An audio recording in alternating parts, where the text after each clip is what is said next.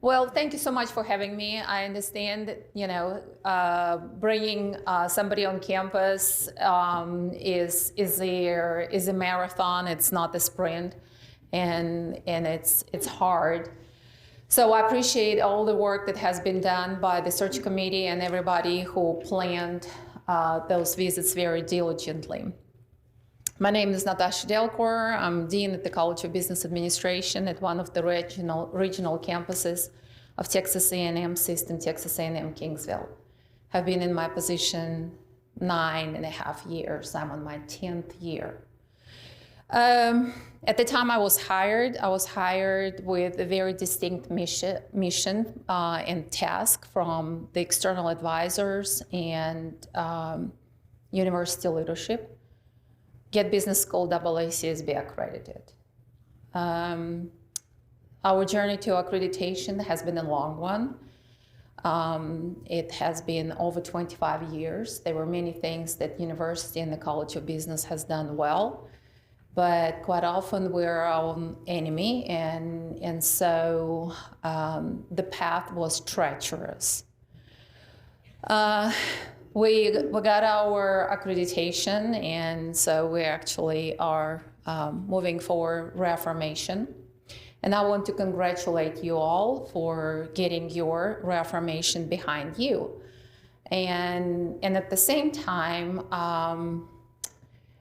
in the conversations today, what I have discovered that you took about a year-long break from all the activities that are happening after WSB accreditation, because as a college, what should be happening right now is the conversations in terms of the strategic planning process and having different task forces and constituents group working on your new strategic plan.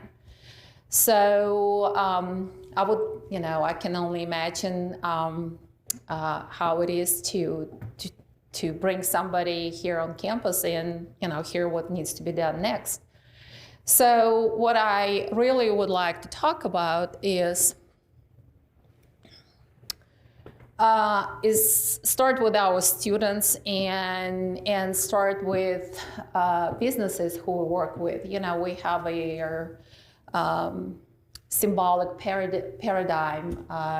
It's businesses need us, and because they need talent, and we need businesses. And so one of the things that we're trying to understand at different levels and in terms of also AACSB leadership, we quite often have innovation committee meetings, is to see how our students have changed over the last couple years, and what are the characteristics of current generation, the new gen, and what are the new needs and asks by businesses. And so just a few things in the recent conversations that stuck with me. And we're talking about the students' mobility, their adaptability, their connectivity, their diversity, their appreciation of sense of belonging and diverse body. They're very purpose-driven, and I want to applaud you today. When I was meeting with students, every one of them wanted to go and advance their degree. They all were talking about graduate school, and their plans were very quite well thought through, even though some of them were seniors and some of them were sophomores and some of them were transfer students.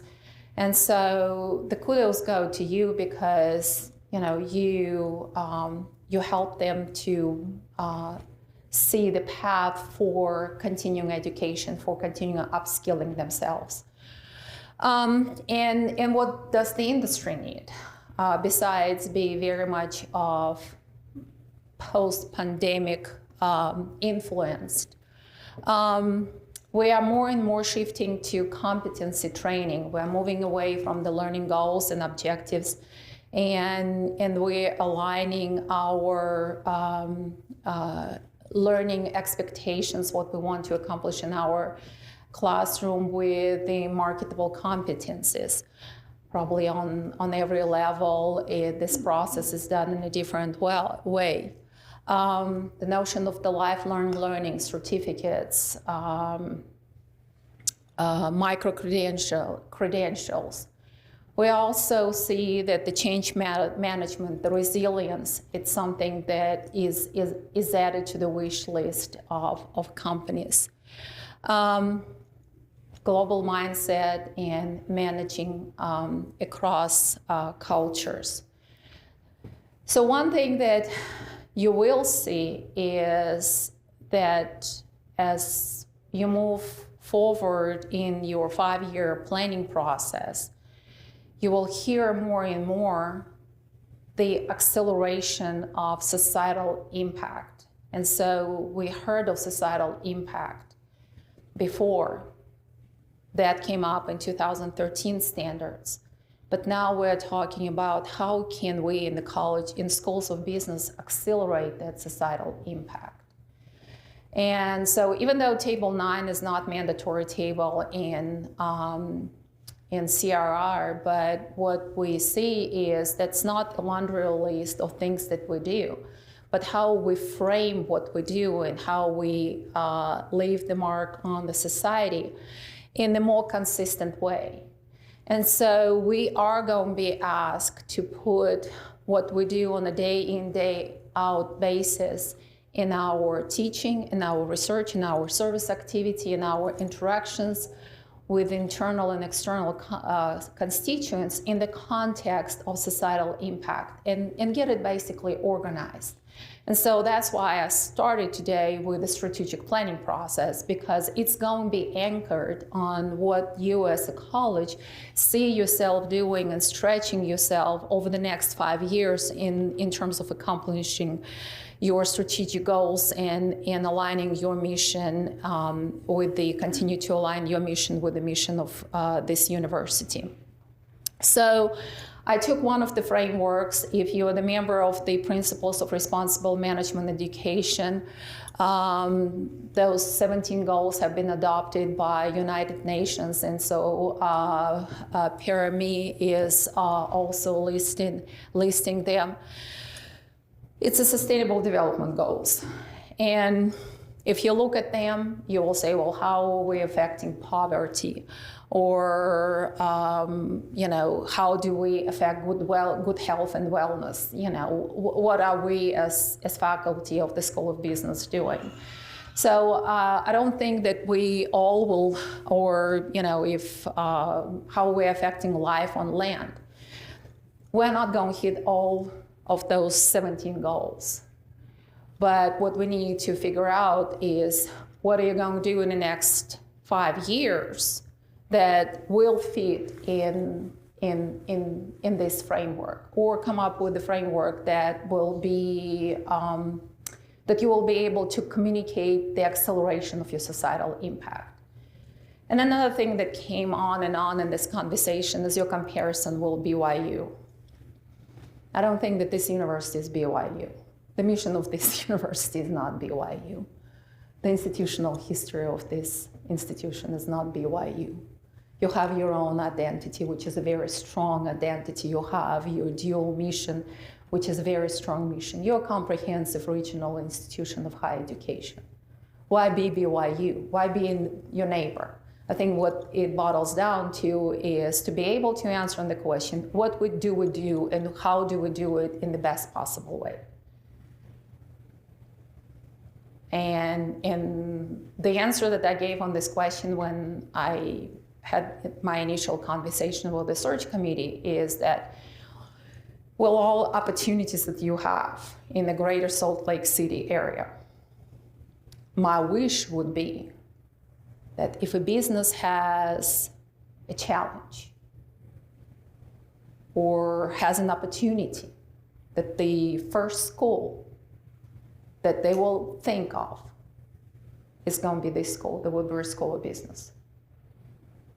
And from there, you can in everything that you do, in your teaching, in your research, in your service. That will be the number one reference that they will have. What we hear from different constituents, business constituents, they want to have students who are ready day one. And this aligns with your mission and what you are doing so well. You are giving the best education to your students. So upon graduation, they will get the best job that they can dream of and be successful personally and professionally. And I think that the most significant societal impact of what you do is that you are not changing life of those students only, you're changing life of their whole families. So why be like BYU? Why not take what you have and in the spirit of continuous improvement,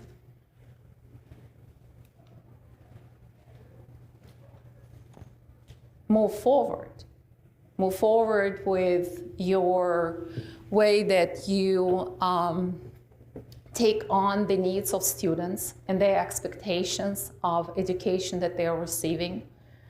Take in that and reflect it in your recruiting, admission strategies, if it needs to be, in the student success, in the student retention.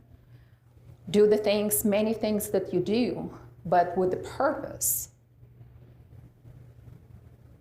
in a more disciplined way. Today, one of the things that I ask students, what would they want to happen when the new dean comes? And they say, well, we got so many resources. I mean, we're just overwhelmed. We can do this, and we have this, and we have the new building, and we have this support, and we have these career opportunities. But quite often we don't know about it. So how can we steer our students? Very similar to what I experience and we experience in our business school.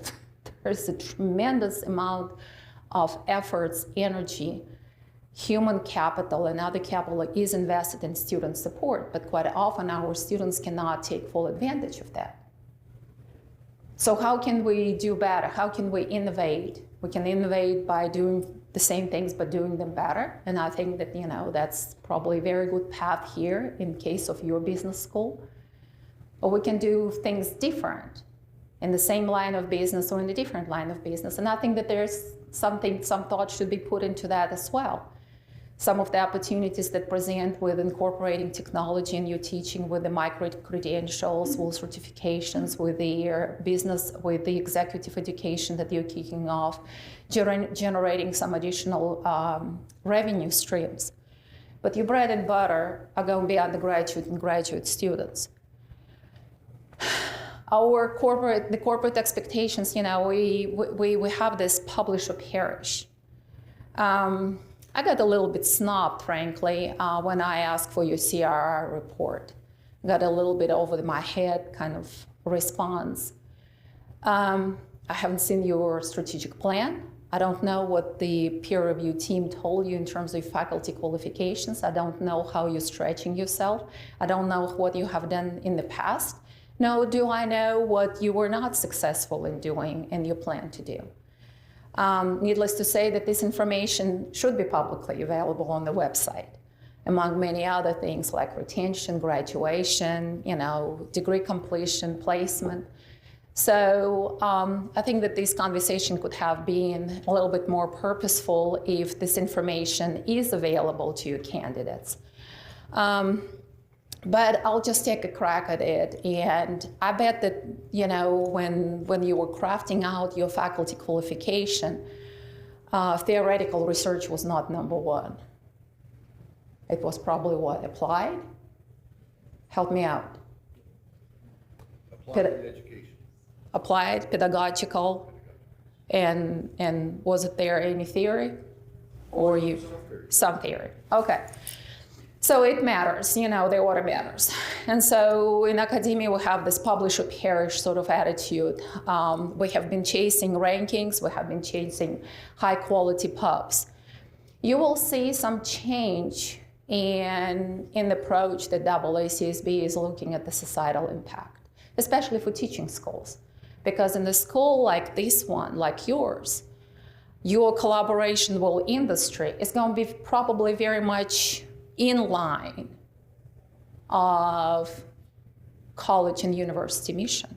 So that's why I put it in here, that those expectations, the corporate expectations and collaboration that you have, you can build on, and how you can engage industry into your curricula and into your production of intellectual contribution is probably something that you should look in the next 5 years and how you position yourself. And it will be different from BYU because they're what? R1? Okay. Okay. Top well, yeah. 50 MBA. Yeah. Okay.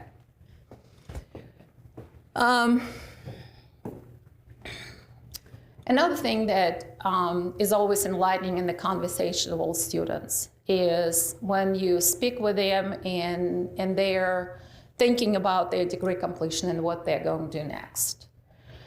And your student body and our student body is very similar in terms of their social economic diversity and in terms of serving the first-gen students as well.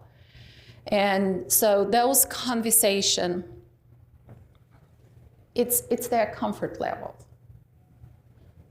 And all the students who I spoke with today, yeah, they want to go and stretch themselves, but they always know that they can come home and get the quality education here. That your university will all programs and academic portfolio, the richness of your academic portfolio allows them to stay here in their comfort zone and be successful and fulfill themselves personally and professionally. If our students want to go and move East Coast and go to one of the schools on the East Coast in flagship schools, well, more power to them. But I think it's very refreshing, and it again speaks volume about the job that you do in and day out. If your students want to stay here and want to continue the education here and they see the value added of your proposition. And so why not celebrate that? Why not advertise it? Why not use it as a recruiting tool? Yes, I do understand that right now recruiting is probably the least thing that you are thinking about because of your enrollment. But you also know what is happening down the road at the community colleges. And who said that four-year institutions in this state are going to be protected from the community college trend? I came from Texas. In Texas we do have community colleges that compete directly with the four-year institutions. Some of our community colleges are as powerful as our main campus or UT Austin. 56, 63,000 students. 10, 20% drop in enrollment. Guess what happens to us? Guess what happens because of the admission criteria has not been enforced or monitored. We don't have to do SAT, ACT scores anymore. And so flagship students that would never go to flagship schools go there. What happens to regionals?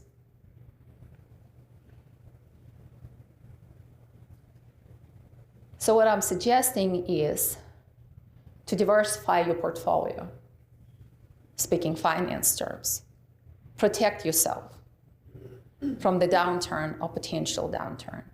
Think a few years ahead of yourself and how you can build up this relationship with your graduates and put those certificates, continuing education, micro-credentials in place.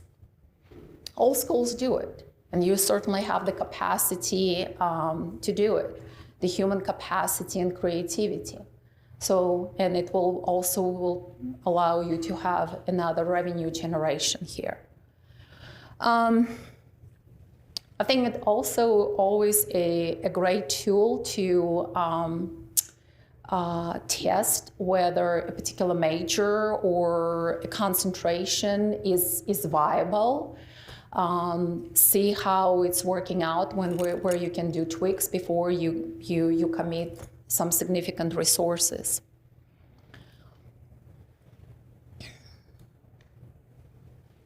Okay. Well, it's not that. We're too early for the party.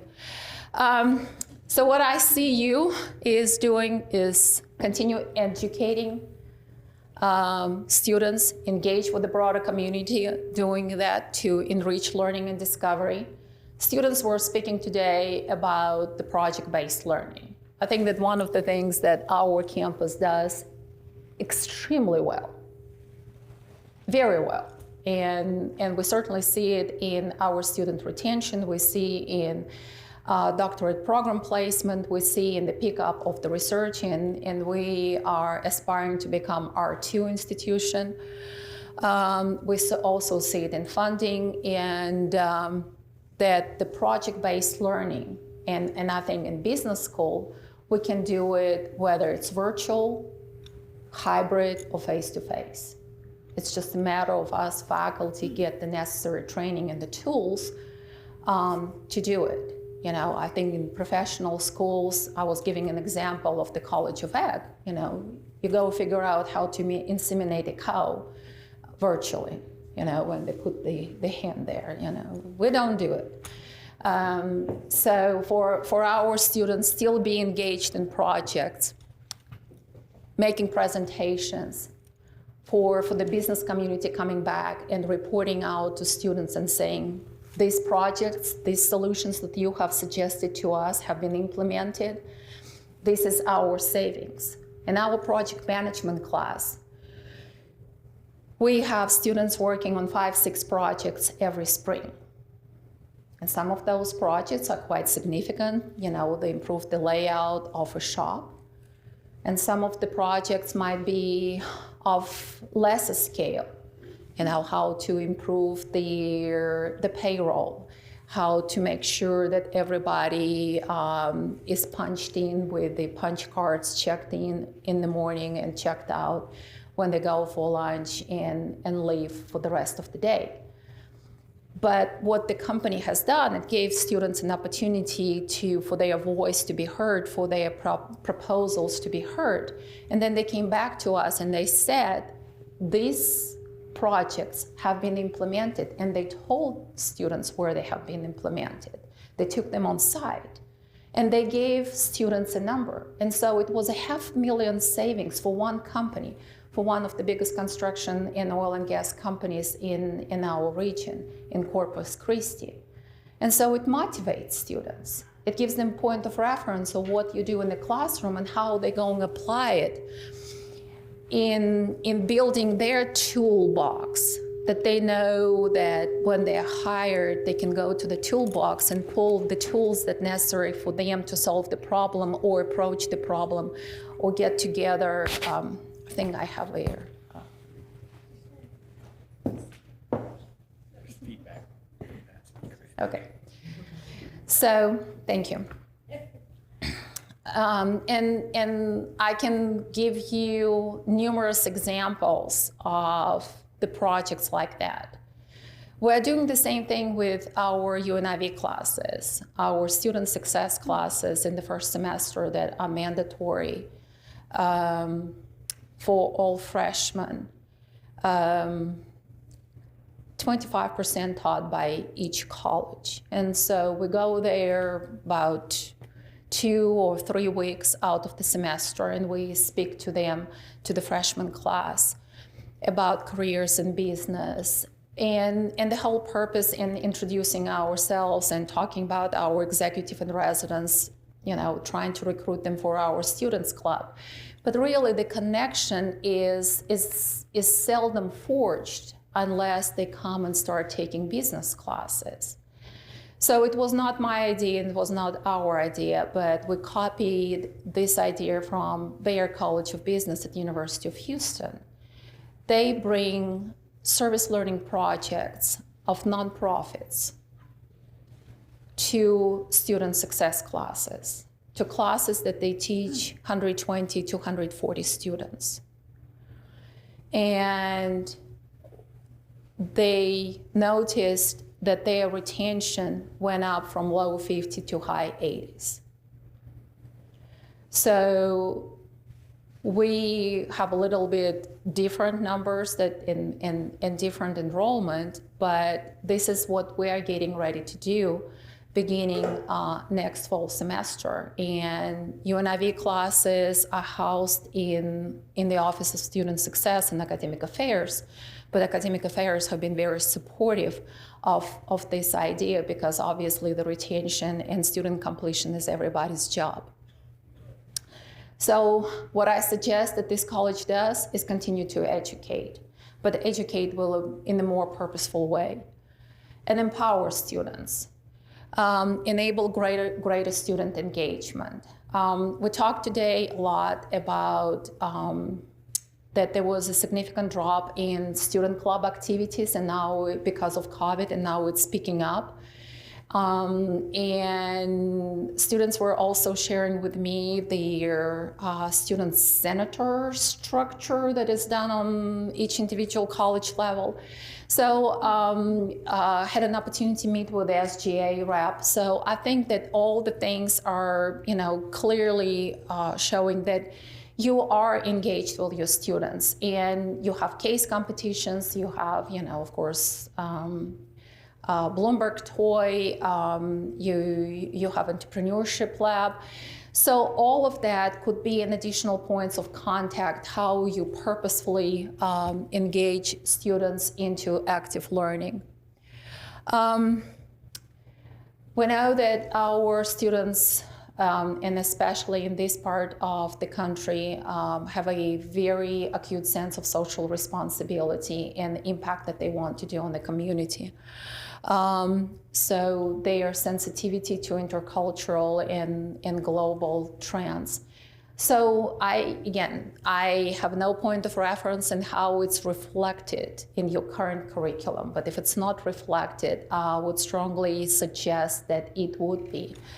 Moreover, at the recent seminar, which was done by WSB about the workforce development, one of the things that has been strongly suggested that in the next 2-3 years, business schools do not have sustainability classes on their curriculum taught by the business school or co-taught across campus. It would be at their disadvantage.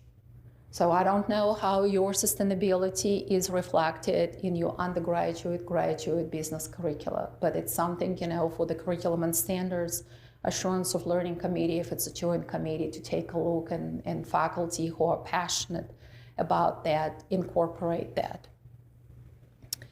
And then elevate, foster an environment of learning, intellectual discovery that inspires students' excellence and faculty excellence in everything that we do in our job, in our teaching, in our service, in our research, in our cross-disciplinary collaboration.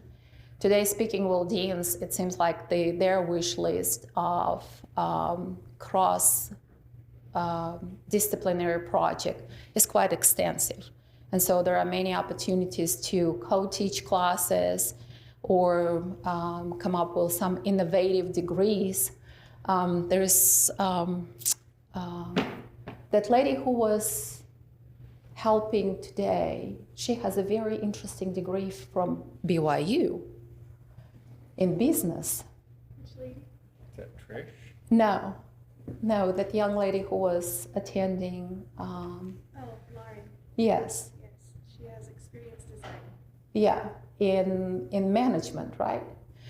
So, and it was she took quite a few sociology classes and psychology classes. I mean, who stops you from doing that? Look at the richness of your academic portfolio.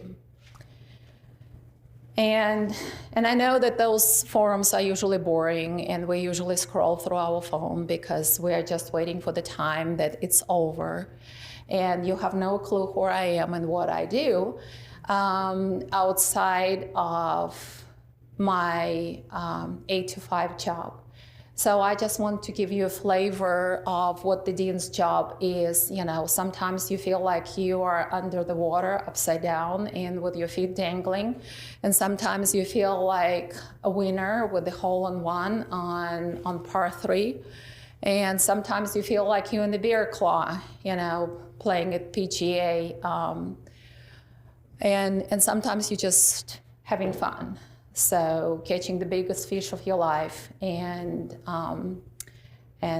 feeling like you are the $1 million winner. So that's just, you know, the softer sides of deans, and that's all. Thank you.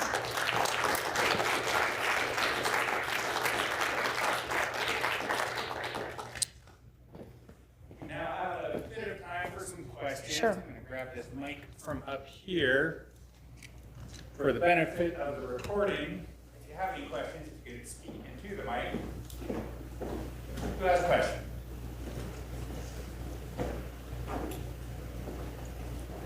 I was always going to be first.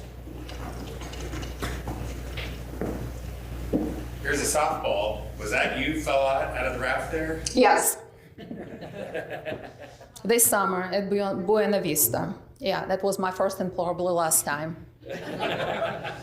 And the guy told us, he said, oh, it never happened, because we asked him. He said, in 2 years I have been being a guide here. Not only I failed once, I failed twice. And it was in front of the camera. Hello, hello, hello. Had been turned on. They don't want me to ask I have a questions. lot of ways I can repeat it. Oh, no, it's okay. I have a. Do you hear me? I can hear that, so. Okay, good. Please, Jess. You can hear this? Okay. Oh, this is the recording mic, not the room mic now. It was the room mic earlier. Okay, so speak up and use this. Yes. Okay. Hi, my name is Maritza Sotomayor, and I teach at the business school, finance and economics. Could you tell us something? I mean, I read your CV and I was impressed for the amount of research done. So could you tell me a little bit more how you combine your duties as a dean, and how you probably are a role model also for the for doing research with impact? When I became a dean, well, actually, when I moved in the associate dean position, I promised myself that I would continue doing research. And so I make a point of collaborating with my former colleagues and my present colleagues. And another thing is, how can I expect faculty who work with me and for me do that and not set an example myself? I'm not the highest producer, you know, I mean, I have much more productive faculty, but I try to have, you know, 2-3 pubs a year.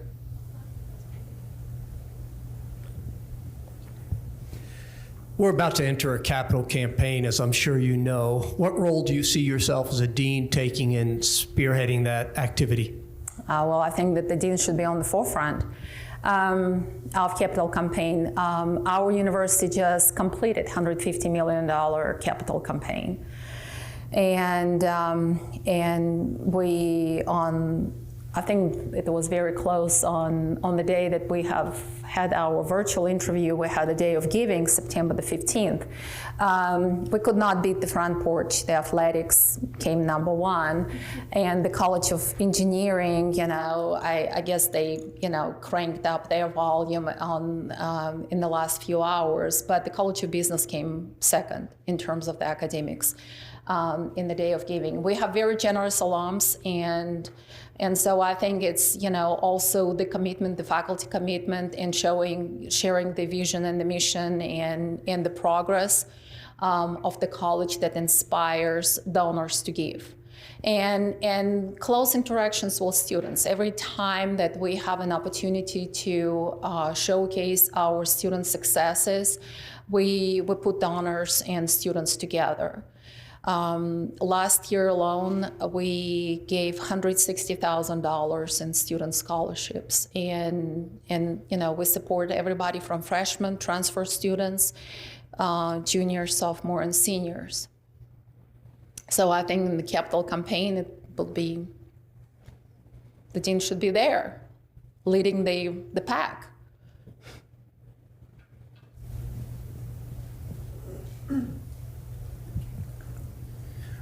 My name is Mo El Saidi, Professor of Statistics, and the former Dean in Texas A&M University System. You are a sitting Dean for the last 9.5 years, and you are applying now for a deanship position in Utah. Why the change? Why the change? When the solicitation came out, and I think that you have made a very compelling presentation in your position prospectus. And I have been in higher education since 2001, working for comprehensive public and private regional universities. I believe in their mission. I believe in teaching coming first, and complemented with the research and service. Most of my academic career was in working with students of modest background, diverse student group, first-gen students. I really enjoy this interaction.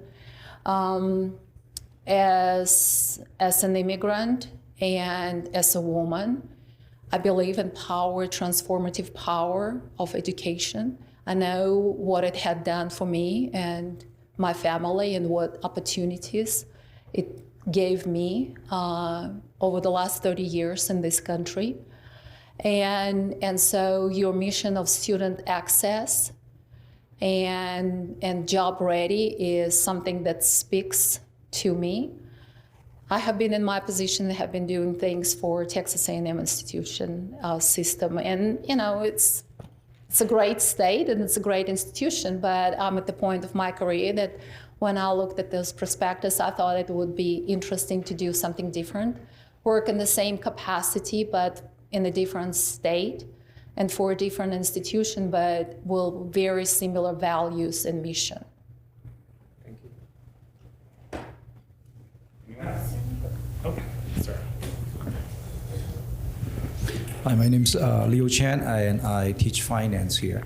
One of the biggest issue that I saw when I first came to UVU is the absolute lack of female participation at the university level, and not at the university level, but the business school level. So I think it would be great if we have a female dean here. But more to the point, how would you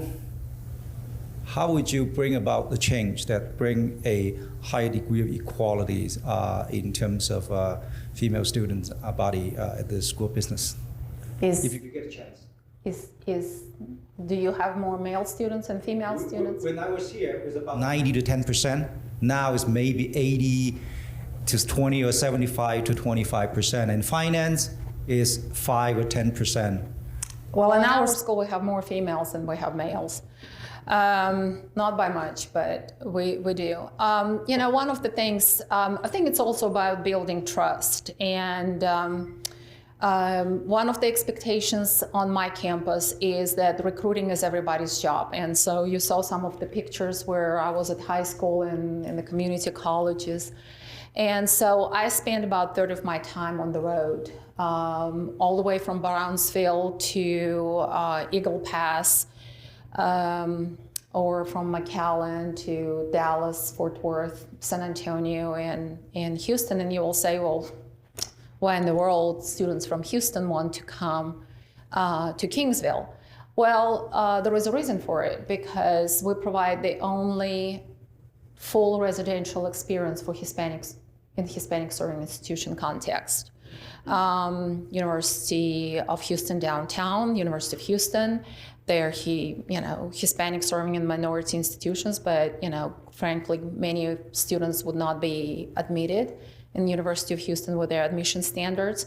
And University of Houston downtown is a commuter school. And so to answer on your question, we had one market where I would go there. It's in one of their poorest counties, which is adjacent to Clayburgh County, where Texas A&M Kingsville is. And I would go to Falfurrias High School, and I will speak with students, and nobody comes. So I knew that one of my leadership board members, she is also an adjunct lecturer in the College of Business. She's a very successful alumna from Falfurrias High School. And she's the one who brings those projects to our classes. And so I asked her, I said, Chrissy, would you go with me? Could I tag along with you? And she said, yes, And the trust that has been built between, her and the community. And she invited me onto those relationships. And then it was up to me to build upon that. So I think that even though it's very time consuming, but those relationship building and what we're in business, business is about people. Business is about relationship building. And so yes, as a dean, you build a lot of relationship. You build external, internal relationships. And so the relationships that we build with our students, we also build with their families. So I think, that kind of approach has been quite successful. I don't think it's going to happen overnight. But if we purposefully go in this direction, we quite often do college for one day and introduce faculty to those students. I sometimes go on those high school campuses, and then I come back to my college and they say, I remember you recruited me. And I'm like, alrighty, I did a good job, you're here. So, some of them I do remember, but some of them I had conversations with the family. It sticks with me, from McAllen. Two brothers, one was in the College of Engineering, one was in the College of Pharmacy. And they brought their youngest sister, their only girl in family. You know what it is in the Hispanic family, be a girl, the youngest girl. So it was a prized possession, and her father doted on her. We showed her campus, we showed her, around the building. When they were leaving, I told them, I said, we will take care of your child. And we did. She graduated with her accounting degree. She did her MBA. We placed her, she went back to McAllen, and we placed her in one of the CPA firms there.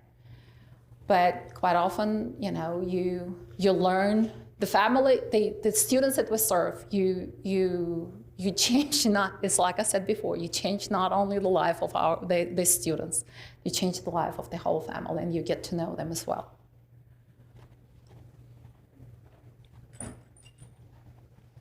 Anybody else?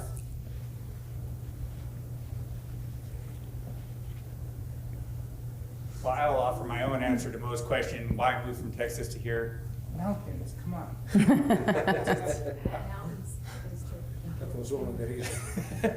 Yeah, we're flat as a pancake, yeah. Yes. Okay, well, help me thank Dr. Delcoure. Thank you so much. Thank you for your time.